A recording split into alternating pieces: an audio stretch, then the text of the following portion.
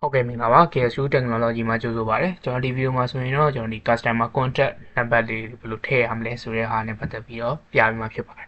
်ကျွန်တော်ဒီ customer contact လေးမှတ်မယ်ဆိုရင်တော့ကျွန်တော်ဒီဘေးက tab မှာကျွန်တော်ဒီ contact ဆိုပြီးရှိရပါတော့ဒီ contact မှာကျွန်တော်ဒီ customer ကို click နှိပ်လိုက်တယ်ဆိုရင်ကျွန်တော်ဒီ customer ရှိနေတဲ့ list ကကျွန်တော်ဒီအကျလာမယ်ပေါ့နော်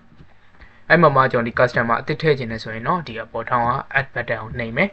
်ပြီးရင် contact type မှာတော့ကျွန်တော်ဒီမှာ auto customer ဆိုပြီးရွေးပြီးသားဖြစ်နေမှာပေါ့နော်အဲ့မှာကျွန်တော်ဒီသူ့ကိုလုပ်ငန်းနာမည်နဲ့မှတ်မယ်ဆိုရင် business ကိုရွေးပြီးလို့ရမယ်ဒါမှမဟုတ်သူကလူနာမည်နဲ့မှတ်မယ်ဆိုရင်ကျတော့ကျွန်တော်ဒီ individual ဆိုပြီးရွေးပြီးလို့ရမှာပေါ့နော် individual ဆိုပြီးရွေးထားရင်ကျွန်တော်ဒီမှာ first name last name ဆိုပြီးပြမယ် business ဆိုရင်ကျတော့ကျွန်တော်ဒီမှာ business name ပဲမှတ်လို့ရမှာပေါ့နော်အဲ့တော့ကျွန်တော်ဒီမှာ individual အနေနဲ့မှတ်မယ်ပေါ့နော်contact ID ကကျတော့ကျွန်တော်ဒီleave empty လောက်ထားလိုက်ပြီဆိုရင်ကျွန်တော်ဒီဘာမှဖြစ်ရထားခဲ့မယ်ဆိုရင် auto generate အနေနဲ့သူ့ကိုသူ create လုပ်ပေးမယ်ပေါ့နော်ပြီးရင်တော့ကျွန်တော်ဒီ customer group တွေနဲ့ပတ်သက်ပြီးတော့ရွေးချင်တယ်ဆိုရင် customer group တွေနဲ့ပတ်သက်ပြီးရွေးလို့ရတယ် customer group နဲ့ပတ်သက်ပြီးတော့ကျွန်တော်ဒီတခြား video မှာအသေးစိတ်ပြန်ပြပေးမှာပေါ့နော်ပြီးတဲ့ခါကျရင်ကျွန်တော်ဒီ customer name ပေါ့နော် customer name ထည့်ထားပေးမယ်ပြီးတဲ့ခါကျရင်ကျွန်တော်ဒီမှာသူ့ရဲ့ phone number ပေါ့နော်ဖုန်းနံပါတ်ရဲ့နာမည်မှတ်ပေါ်ဆိုရင်တော့ save လို့ရပြီတခြားအနေနဲ့သူ့ရဲ့တခြားကျွန်တော်ဒီ alternate contact number တွေ second phone line number တွေပေါ့နော်ဒါမှမဟုတ် more information အနေနဲ့အသေးစိတ်မှတ်ချင်တယ်ဆိုရင်လည်းကျွန်တော်ဒီမှာ more information အနေနဲ့သူ့ရဲ့လိပ်စာတွေကျွန်တော်ဒီ delivery address တွေစသဖြင့်ကျွန်တော်ဒီမှာမှတ်ထားလို့ရတယ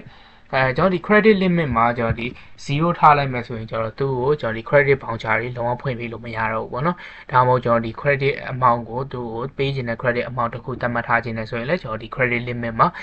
ာကျွန်တော်ဒီဥမာ3သိန်းထပ်ပို့ပြီးတော့သူအကျွေးမရအောင်ဆိုရင်3သိန်းဆိုပြီးတော့ထားလိုက်တယ်ဆိုရင်သူ့ရဲ့ credit limit က3သိန်းအနေနဲ့ရှိနေမှာပေါ့နော်ကျွန်တော်ဒီမှာ0ထားခဲ့တဲ့အတွက်သူ့ကိုတော့ credit limit unlimited ဖွင့်လို့ရမှာဖြစ်တယ်ပေါ့နော်အဲ့လိုထထားရဲဆိုရင်ပေါ့အဲဆိုရင်ကျွန်တော်ဒီမှာ save လုပ်ထားလိုက်အဲဆိုရင်ကျွန်တော်ဒီမှာ customer အနေနဲ့တယောက်ထပ်ပြီးတော့ဝင်သွားပြီပေါ့နော်ဒီ customer ရဲ့ကျွန်တော် list မှာကျွန်တော်ဒီ action ဆိုပြီးရှိရပါတော့ action မှာဆိုရင်ကျွန်တော်ဒီ view အနေနဲ့ကြည့်မယ်ဆိုရင်ကျွန်တော်ဒီ customer နဲ့ပတ်သက်တဲ့ ledger ပေါ့နော်သူစီကအယောင်းဝယ်နဲ့ပတ်သက်တာတွေကြည့်လို့ရမယ်ကျွန်တော်ဒီမှာဆိုရင်တော့ customer တယောက်ဝယ်ထားတဲ့ customer တယောက်ရှိတဲ့ဟာကိုဝင်ပြလိုက်ပေါ့နော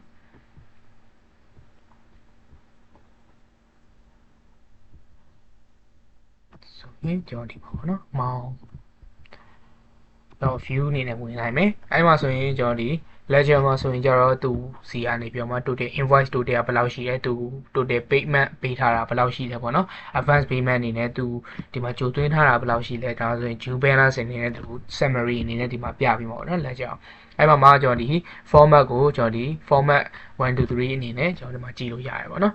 ်ကျွန်တော်ဆိုရင်တော့ format တစ်မျိုးအနေနဲ့ပြန်ကြည့်တာနောက်တစ် format တစ်မျိုးအနေနဲ့ဆိုရင်လည်းဒီမှာ format နောက်တစ်မျိုးအနေနဲ့ကြည့်လို့ရမယ်ပေါ့နော်ပြီးတဲ့ခါကျရင် sale ပေါ့နော် sale မှာဆိုရင်သူ့ရောင်းထားတဲ့ voucher တီးတက်နေပဲကြည့်ချင်တယ်ဆိုရင်ဒီ content ကနေတစ်ဆင်းပြန်ပြီးတော့ view နဲ့ဝင်ပြီးတော့ကျွန်တော်ဒီ sale ကိုနှိပ်လိုက်တဲ့အခါကျရင်သူ့တယောက်တည်းရောင်းထားတဲ့ voucher တွေကိုပဲပြန်ပြီးကြည့်လို့ရမယ်ပေါ့နော် subscription invoice နဲ့ပတ်သက်ပြီးတော့ဆိုရင်လည်း subscription invoice တွေကိုဒီမှာလာကြည့်လို့ရမယ်ကျွန်တော်ဒီ documents တွေသူနဲ့ပတ်သက်တဲ့ notes တွေမှတ်ထားခြင်းနဲ့ဆိုလည်းကျွန်တော်ဒီ add button လေးနှိပ်ပြီးတော့ဒီ customer နဲ့ပတ်သက်တဲ့ကျွန်တော်ဒီ notes တွေ contact တွေကျွန်တော်ဒီဓာတ်ပုံတွေပဲဖြစ်ဖြစ်ကျွန်တော်ဒီစာ file တွေ PDF file တွေစသဖြင့်ပေါ့နော် file လေးသိမ်းပြီး save ထားလို့ရ payment ကကြတော့သူပေးခဲ့တဲ့ payment တွေကို transaction တွေကိုကျွန်တော်ဒီမှာ date နဲ့အချိန်ပုံကိုတည်ပြီးတော့တခါလေးဒီမှာလာစစ်လို့ရမယ် activity မှာကြတော့သူ့ကို create လုပ်ခဲ့တဲ့ date တွေပြန်ပြီးကြည့်လို့ရမယ် contact person မှာဆိုရင်ကြတော့ကျွန်တော်ဒီသူနဲ့ပတ်သက်တဲ့တခြား contact person လေးမှတ်ထားခြင်းနဲ့ဆိုရင်လည်းကျွန်တော်ဒီမှာ contact person လေးကိုတခါလေးမှတ်ပြီးတော့ save ထားလို့ရမယ်ပေါ့နော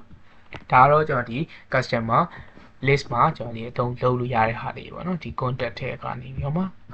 ှဒီ customer မှာဆိုရင်တခြားဘာတွေလုပ်လို့ရအောင်လဲဆိုရင်ဒီ action ကနေတစ်ဆင့် edit မှာဆိုရင်ကျတော့ဒီ customer နာမည်ပြင်တာတွေသူ့ရဲ့လိပ်စာအသစ်ထည့်တာတွေပေါ့နော်အဲ့ဒါတွေနဲ့ပတ်သက်ပြီးတော့ကျွန်တော်ဒီ edit ကနေတစ်ဆင့်ဝင်ပြီးတော့လုပ်လို့ရမှာပေါ့နော